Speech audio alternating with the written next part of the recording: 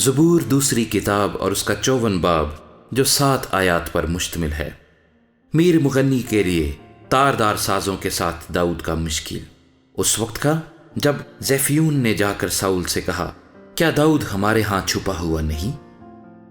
اے خدا، اپنے نام کے وسیلے سے مجھے بچا اور اپنی قدرت سے میرا انصاف کر۔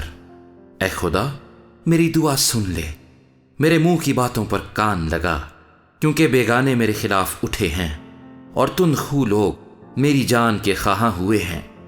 انہوں نے خدا کو اپنے روبرو نہیں رکھا۔ دیکھو، خدا میرا مددگار ہے، خداوند میری جان کو سنبھالنے والوں میں ہے۔ وہ برائی کو میرے دشمنوں ہی پر لوٹا دے گا۔ تو اپنی سچائی کی روح سے ان کو فنا کر۔ میں تیرے حضور رضا کی قربانی چڑھاؤں گا۔ اے خداوند، میں تیرے نام کی شکر گزاری کروں گا، کیونکہ وہ خوب ہے، کیونکہ اس نے مجھے سب مصیبتوں سے چھڑایا ہے اور میری آنکھ نے میرے دشمنوں کو دیکھ لیا ہے۔